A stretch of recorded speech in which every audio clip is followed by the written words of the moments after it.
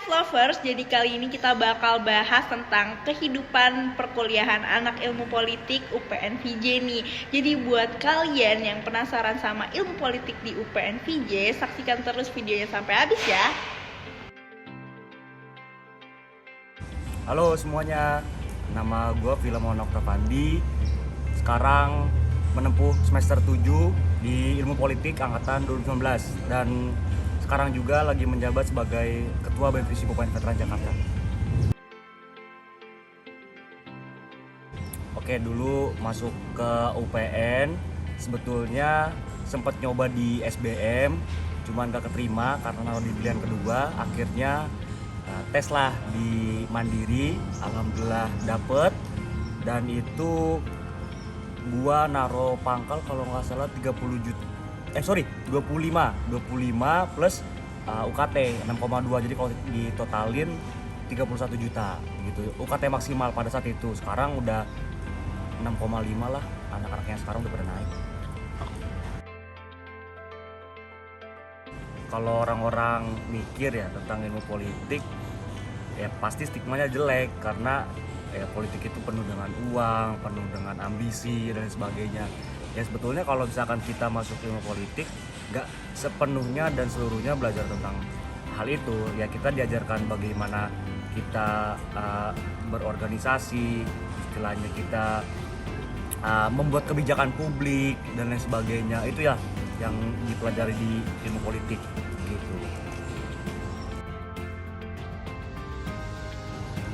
Oke, kalau dibilang rumpun ilmu politik itu belajar apa sih?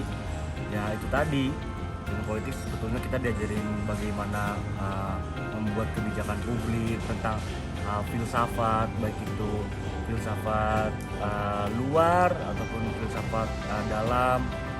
Kita belajar juga bagaimana mengorganisir partai politik dan lain sebagainya.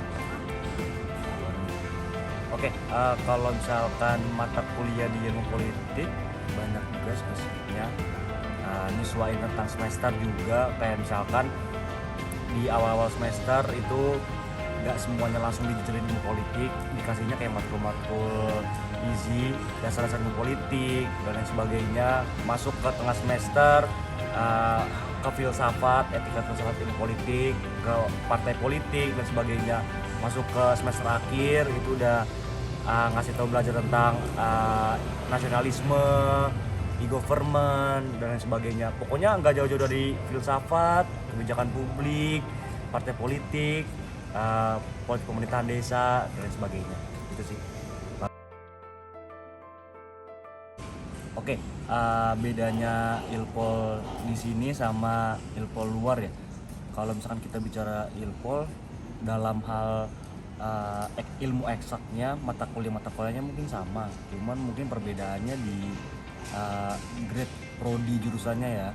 Kalau di Ilpol UPN masih B, mungkin di universitas lain udah A. Dan kalau misalkan ke compare ilmu politik dan ilmu pemerintahan tuh beda sebetulnya. Kalau misalkan ilmu pemerintahan itu bisa dibilang tentang administratif tata pemerintahan. Nah kalau misalkan Ilpol ini luas gitu ya, bisa ke filsafat, kebijakan publik, partai politik dan sebagainya. Kalau Ilpom itu lebih belajar ke tata cara administratif pemerintahannya.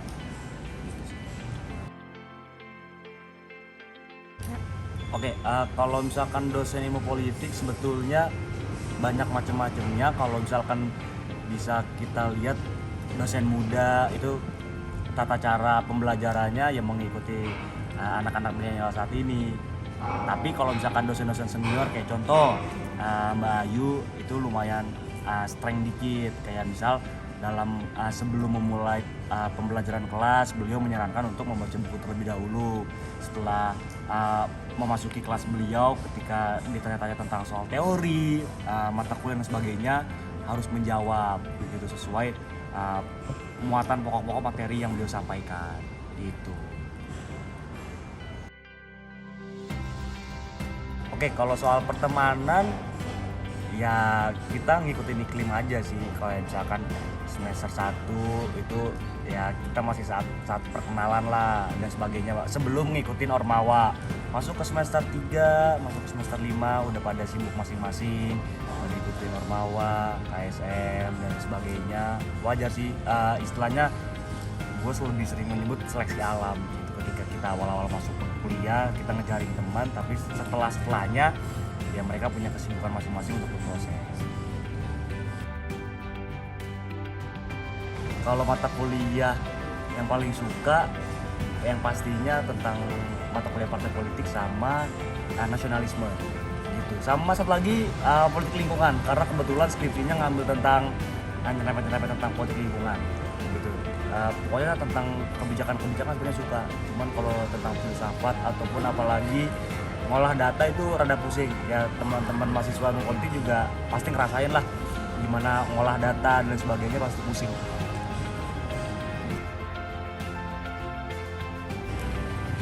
Oke, kalau tugas kuliah di ilmu politik kebanyakan biasanya nge-review. Ini juga pasti anak-anak politik udah tahu lah. Kayak misalkan kita disediain buku atau jurnal berpuluh-puluh halaman, kita disuruh nge-review di minimal 2 halaman. Itu nalar kritis otak-otak kiri kita di uji coba gitu. Ataupun biasanya paper esai juga itu biasanya dikasih tugas juga gitu di ilmu politik. Banyak sebetulnya, cuman kalau misalkan yang paling berkesan ada pengalaman menyenangkan udah pasti ketika gue dipercaya sama mahasiswa FISIP jadi ketua BEM bersama Vira wakil gue untuk mengemban amanah selama 1 periode. Kalau misalkan pengalaman tidak menyenangkan banyak juga, salah satunya pernah dikeluarin dosen dari kelas karena belum baca buku dan lain sebagainya gitu. Oh iya, pengalaman menyenangkan juga salah satunya ya ketika dosen muji di kelas juga terkait teori-teori dan sebagainya, itu salah satu happiness juga lah bagi gua. Itu sih paling. Kalau kita flashback gimana gue bisa masuk Ilpol UPN, panjang juga. SNM pernah sempat dapet di sekolah dulu, cuman pemilihan univnya nggak tepat, atau milih IPB karena skor rapotnya nggak cukup. Akhirnya dipilih SBM. SBM waktu itu milihnya ilmu pemerintahan Undip dan juga ilmu politik UPN. Cuman sayang belum jodoh di SBM, akhirnya ketolak juga. Last chance but not least, akhirnya milih Ilpol UPN lagi dan univ-univ lain, dan alhamdulillah dapet di last minute banget itu, buka di jam 1:30 pagi, dibukain teman. Akhirnya ada bacaan selamat Anda lulus menjadi mahasiswa ilmu politik UPN Kota Jakarta.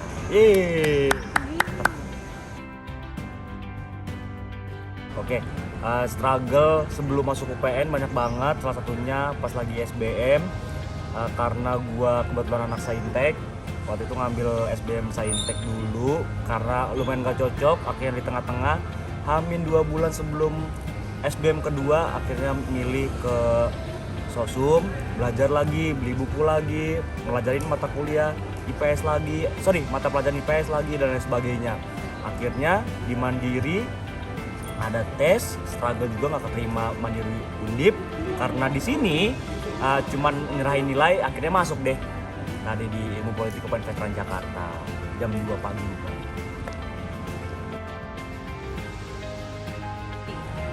Oke, prospek kerja ilmu politik mungkin semua orang ataupun dari teman-teman mahasiswa ngiranya ilmu politik paling jadi caleg atau jadi pejabat dan sebagainya. Banyak sebetulnya prospek kerja lain yang bisa diambil jadi dari ilmu politik, dari dosen, jadi peneliti, dan lain sebagainya gitu istilahnya. Mungkin corak yang udah terbangun di ilmu politik ya, kalian bisa jadi pimpinan legislatif, eksekutif dan sebagainya. Di kementerian juga bisa, sesuai passion aja gitu. Kalau misalkan mau jadi akademisi, mau jadi politikus, birokrat dan lain sebagainya.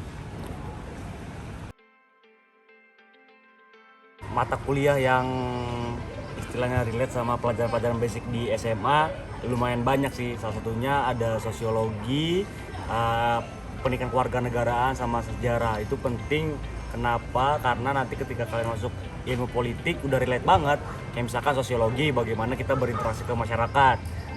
PKN, bagaimana kita mempelajari istilahnya dasar-dasar negara kita, sejarah, bagaimana kita mengulas lagi sejarah-sejarah dari mulai kemerdekaan, Orde Baru sampai ke era reformasi sekarang, gitu.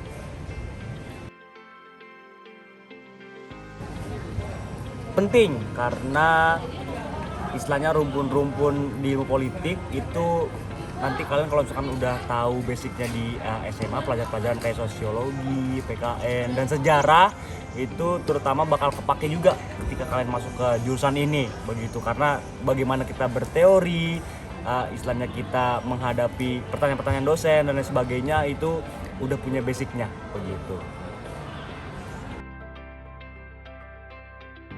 Pesannya buat teman-teman yang masih bingung milih jurusan, kalian wajib coba ilmu politik UPN Veteran Jakarta, karena walaupun jurusan ini masih terbilang baru, umurnya 5 tahun, tapi dari tenaga pendidik, dosen-dosen, dan buku-buku yang direkomendasi nantinya itu udah bisa dibilang pas dan top lah begitu.